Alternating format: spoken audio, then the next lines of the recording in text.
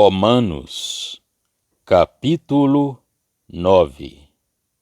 Em Cristo, digo a verdade, não minto, dando-me testemunho a minha consciência no Espírito Santo, que tenho grande tristeza e contínua dor no meu coração, porque eu mesmo poderia desejar ser anátema de Cristo, por amor de meus irmãos, que são meus parentes segundo a carne, que são israelitas, dos quais é a adoção de filhos, e a glória, e as alianças, e a lei, e o culto, e as promessas, dos quais são os pais, e dos quais é Cristo segundo a carne, o qual é sobre todos, Deus bendito eternamente.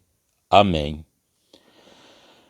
Não que a palavra de Deus haja faltado, porque nem todos os que são de Israel são israelitas, nem por serem descendência de Abraão são todos filhos, mas em Isaque será chamada a tua descendência.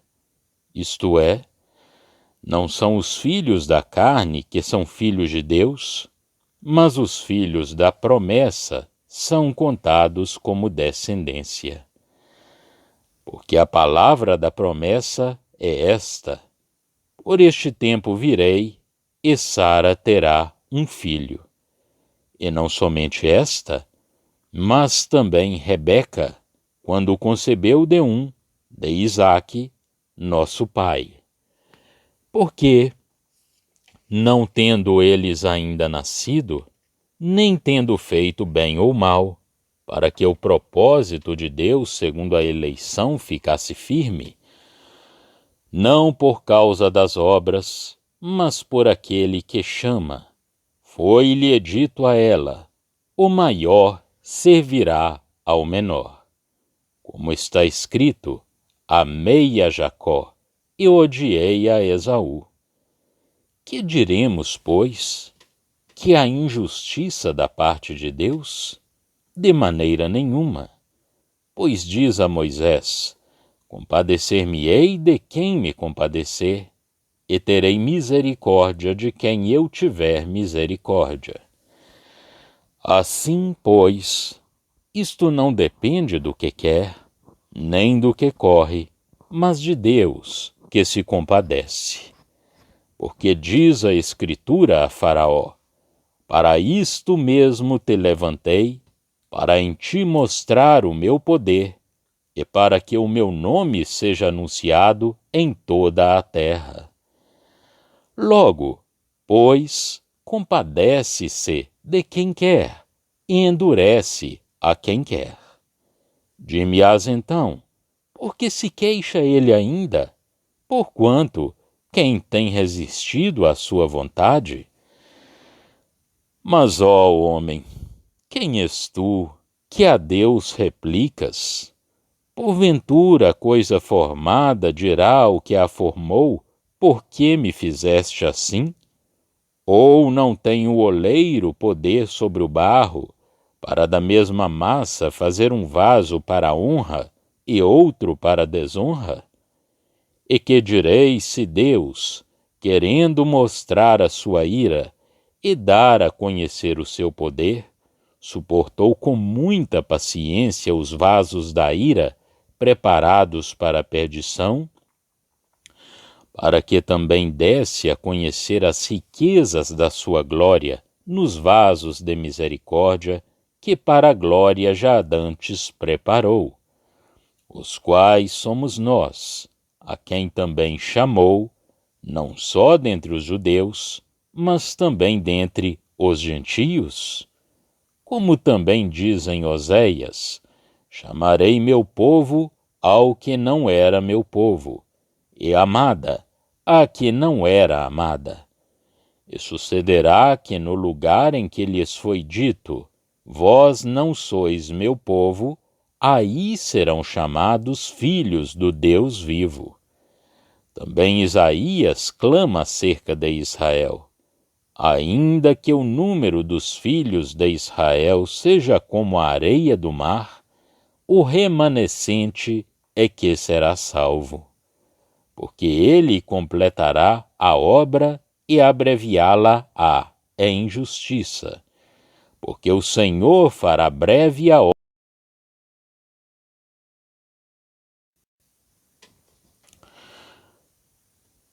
E como antes disse Isaías, se o Senhor dos Exércitos não nos deixara descendência, teríamos nos tornado como Sodoma, e teríamos sido feitos como Gomorra. Que diremos, pois? Que os gentios que não buscavam a justiça alcançaram a justiça? Sim, mas a justiça que é pela fé. Mas Israel, que buscava a lei da justiça, não chegou à lei da justiça. Por quê? Porque não foi pela fé, mas como que pelas obras da lei.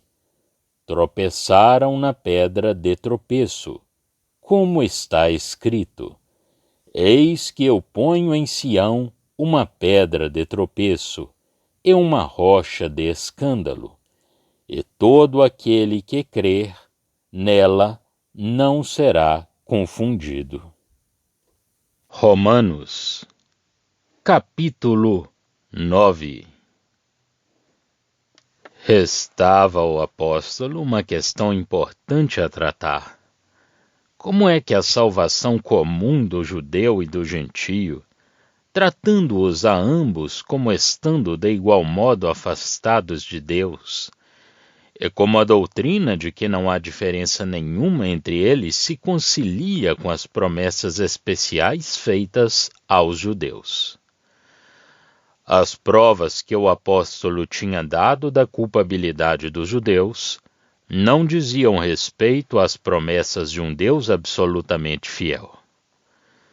Iria agora o apóstolo declarar que essas promessas eram anuladas para darem lugar à bênção dos gentios? Se já não faltava quem acusasse o apóstolo de ter desprezado a sua nação e os seus privilégios. Os capítulos 9 a 11 respondem a esta questão e mostram, com rara e admirável perfeição, a posição de Israel perante Deus e o Evangelho, abrindo assim, ao mesmo tempo e largamente, a porta à compreensão dos caminhos de Deus. O apóstolo começa por afirmar o seu profundo interesse pela bênção de Israel. O estado do seu povo era, para ele, causa de contínua dor. Longe de desprezar os israelitas, tinha-os amado tanto quanto Moisés os amara. Como ele, Paulo tinha desejado ser, por anátema, separado de Cristo por amor deles. Versos 1 a 3, e ver Êxodo 32, 32. Paulo reconhece bem que todos os privilégios concedidos por Deus até então lhes pertenciam, mas não admite que a palavra de Deus tenha sido aniquilada. Versos 4 a 6. E desenvolve algumas provas da livre soberania de Deus, segundo a qual, sem prejudicar as promessas feitas aos judeus, Deus pode admitir os gentios pela eleição da graça. Em primeiro lugar, o apóstolo expõe que a verdade da soberania de Deus foi demonstrada no seio da família de Abraão. Os judeus alegavam seus direitos exclusivos como descendentes, segundo a carne, desse patriarca, ao qual as promessas tinham sido feitas. Mas nem todos os que são de Israel são israelitas. Nem por serem descendência de Abraão eram todos os seus filhos, porque, nesse caso, Ismael devia ter sido recebido. Ora, os judeus de modo nenhum o entendiam assim. Mas Deus é plenamente soberano. Ter-se-ia podido alegar o fato de Agar ser uma escrava, mas o caso de Esaú excluía essa escapatória. Uma mesma mãe, Rebeca, tinha tido 2 ambos de um só pai. E Deus tinha escolhido um, Jacó, e rejeitado o outro, Esaú. Era, pois, sob o princípio da sua soberania e de eleição que Deus tinha decidido amar uma semente da família de Isaque. E ainda antes de Esaú e Jacó terem nascido, já Deus tinha declamado, pela boca do profeta, que o mais velho seria servo do mais novo. Era preciso, pois, que os judeus admitissem, sobre este ponto, a soberania de Deus. Havia injustiça da parte de Deus? Verso 14. Deus anuncia claramente a Moisés a sua soberania como princípio. É o primeiro de todos os direitos. Mas em que caso Deus tinha exercido esse direito? Num caso em que se tratava do direito de Israel à bênção, direito ao que os judeus procuravam tirar partido. Todo Israel deveria ter sido oprimido, deveria ter sido suprimido, se Deus tivesse agido em justiça. Só a soberania de Deus tinha sido o meio de Israel escapar. Deus retirara-se da sua soberania para poupar quem ele queria, e assim tinha poupado Israel. A sua justiça devia ter condenado, todos juntos, aqueles que se encontravam em volta do bezerro de ouro que eles tinham feito para o adorarem. Assim, pois, não depende de quem quer ou de quem corre, mas sim de usar Deus a sua misericórdia. Verso 16. Eis, pois, aqui a misericórdia. Pelo que concerne ao julgamento, Faraó serve perfeitamente de exemplo. Inimigo de Deus e do seu povo, tinha tratado com desprezo os direitos de Deus e tinha-se sobremaneira elevado contra ele. Quem é o Senhor, para que eu lhe ouça a voz? Não deixarei sair Israel. Êxodo 5:2.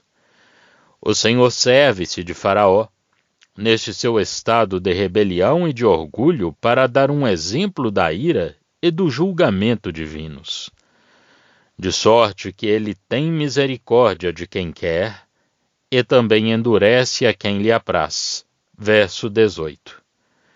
Mas o homem queixa-se deste julgamento do mesmo modo que se queixa da graça que justifica gratuitamente. Se quisermos falar de direitos, é necessário comparar os direitos de Deus com os da criatura que pecou contra ele. Como ousa o homem, feito de argila, discutir com Deus? O oleiro tem pleno poder sobre o barro para fazer da mesma massa o que lhe aprouver. Ninguém poderá dizer a Deus: o que é isso que fazes? A soberania de Deus é o primeiro dos direitos, o fundamento de todos eles, o fundamento de toda a moralidade. Se Deus não fosse Deus, o que seria ele? O fundamento da questão é Deus quem julga o homem, ou o homem quem julga a Deus? Deus pode fazer o que ele quiser. Deus não é objeto de julgamento, eis o seu direito. Mas, quando de fato o apóstolo propõe os 2 casos, o da sua ira e o da sua graça, ele os apresenta acompanhados de uma grande paciência para com aquele que já está inteiramente preparado para a destruição, para dar, assim, aos homens um exemplo da sua ira na execução do seu julgamento. Em seguida, Paulo faz-nos ver Deus dando a conhecer as riquezas da sua glória nos vasos de misericórdia que ele tem preparados para a glória. Estes 3 princípios são aqui estabelecidos com maravilhosa exatidão, a saber, que Deus tem pleno poder para fazer tudo o que lhe apraz, e ninguém tem nada a dizer. Em segundo lugar, que Deus usa de um suporte maravilhoso para com os malfeitores, contra os quais, finalmente, a sua ira se manifesta. E, enfim, que Deus demonstra sua glória nos vasos que Ele mesmo preparou, por misericórdia, para a glória, e que Ele chamou, quer de entre os judeus, quer de entre os gentios, conforme foi anunciado por Oséias. A doutrina estabelecida é, pois, a da soberania de Deus, doutrina que anula as pretensões dos judeus ao gozo exclusivo de todas as promessas. Estas pretensões eram fundadas no ato de eles descenderem de Abraão. Mas de entre esses descendentes, muitos, pelo exercício da soberania de Deus, tinham sido excluídos dos privilégios ligados à promessa. Mas não fora senão o exercício desta soberania que, por ocasião do bezerro de ouro, poupara aqueles que pretendiam ter direito às promessas, como sendo descendentes de Abraão.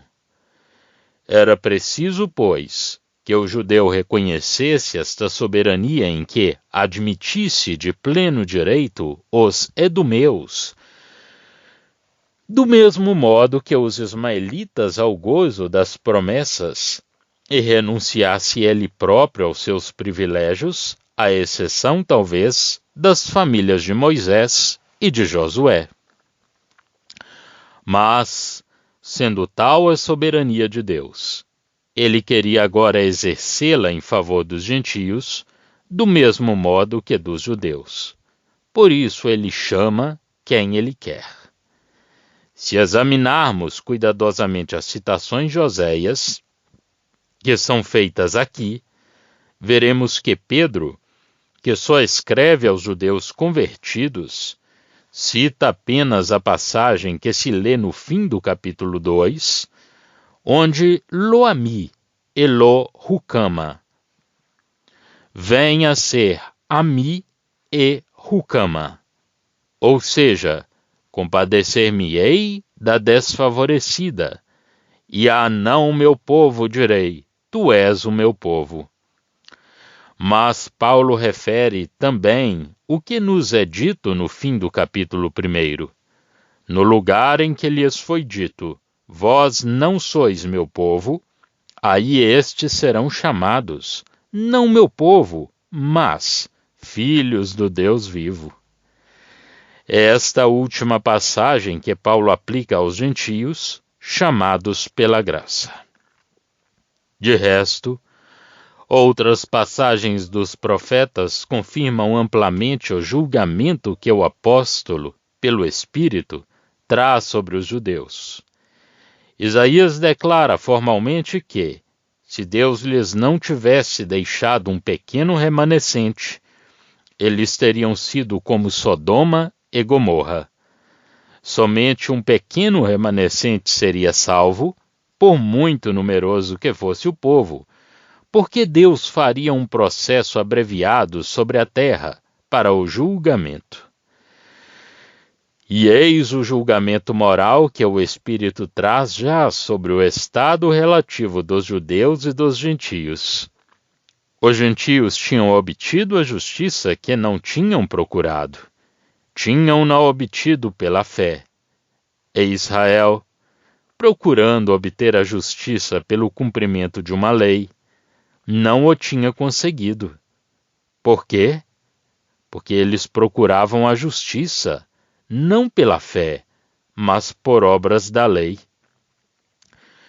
E tinham tropeçado na pedra de tropeço, como está escrito, eis que eu ponho em Sião uma pedra de tropeço e uma rocha de escândalo, e todo aquele que crer nela não será confundido.